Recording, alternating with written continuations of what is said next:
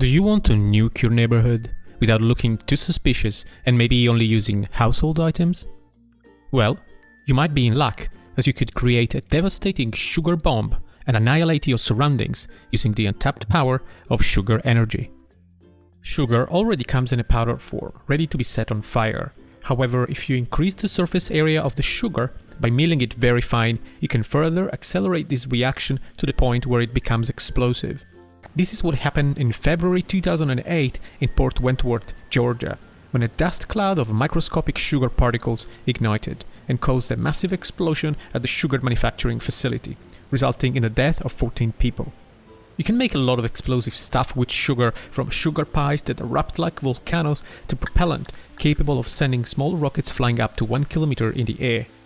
But the fact that sugar burns really well, it's not really that surprising, because the chemical formula of sugar is very similar to that of wood.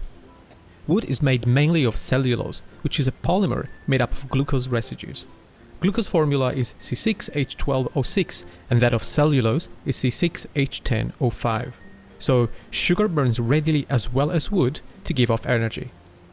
Sugar burns out and gives off CO2, water, and energy, and quite a lot of it. 2,879 kilojoules per mole. An adult uses about 9,000 kilojoules in a day, so if you were a car and sugar was gasoline, you could run on approximately 580 grams of glucose for a full day. But what would happen if you ingested 600 grams of sugar? Could you actually die? YouTuber Furious Pete ate in front of a camera a full 5 kilogram jar of Nutella, containing approximately 3 kilograms of processed sugar. That's a lot of sugar. He did not die, even though by the end of the jar, he was visibly losing the motor control and reported that he was starting to sweat heavily from his bottom. His words. Maybe Furious Pete has an invulnerability to sugar, or maybe sugar is not that dangerous unless... What if you had diabetes and were amongst a considerable amount of people who have not been correctly diagnosed for it and ate the same amount of sugar as Furious Pete? Would then sugar be deadly to you? An estimation done by the American Diabetes Association suggests that in 2012, 9% of the population had diabetes, about 29 million people, and of these 8.1 were undiagnosed, so they had diabetes without knowing. If you happen to have diabetes and ate a truckload of sugar, you could actually die, due to a syndrome known as HHNS, or hyperosmolar hyperglycemic non-ketotic syndrome. Insulin is a hormone that is critical to dealing with excess sugar in the blood, and when you have diabetes, you can't make insulin, or your ability to use it is severely impaired. Consequently, sugar concentration in the blood can get so out of control that the body tries to get rid of it by passing it to your pee, to your urine. So you pee so much that you can become dehydrated to the point of causing seizures, coma, and even death. Well, you might think, well, just make sure I do not have diabetes and I'll drink a lot, right?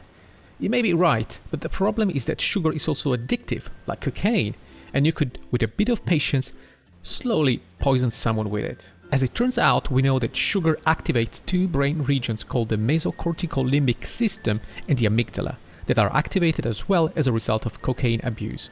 Rats that were trained to self-administer sugar as a reward for pressing a lever have been shown to prefer sugar to cocaine in many experiments. And finally, symptoms such as depressive behavior, craving, and relapse emerge in rats deprived of sugar. So you might be in luck. It looks like you don't even have to keep administering sugar secretly to your victim. Just do it once and let the addiction take over. But what are the chances that you or your victim will die due to getting addicted to sugar?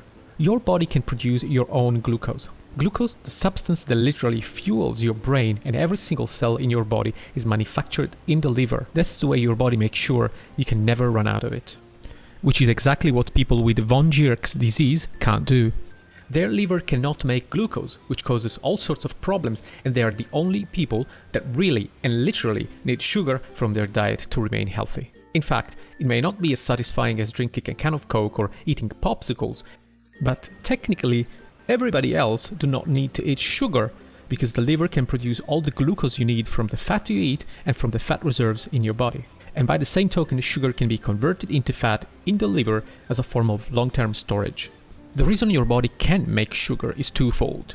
Firstly, we as a species evolved in an environment where sugar was not a prevalent food source, so it was a smart adaptation to be able to make it ourselves from what was mostly available, which was fat. Secondly, because glucose is so reactive towards biological material through a degenerative process called glycation, it was also a smart way to keep its concentration in the body under a tightly regulated control based on a supply-on-demand fashion. So, as it turns out, we are not supposed to eat great amounts of sugars for prolonged periods of time, because if we do, then we'll be putting our bodies in a condition of serious stress. If you eat a lot of sugar, your body attention has to focus on actively removing it from your blood. Remember HHNS? It turns sugar into fat, puts it in storage and in the muscles, but eventually it can't cope with it and gives up. Liver becomes fatty and dysfunctional. Fat is constantly pumped through the vascular system, clogging up arteries and accumulating around organs and making you obese. Glands producing insulin become over time fatigued and stop making it, so sugar stays in your blood and reaches places where it's not supposed to go, causing, through glycation, all sorts of life-threatening troubles. So sugar can be pretty lethal. You can make things explode with it, fuel rockets, and poison people, although that needs patience. In other words, sugar can kill you fast and kill you slow. It might actually be the deadliest item in your pantry. This is all for me today, and thanks for watching.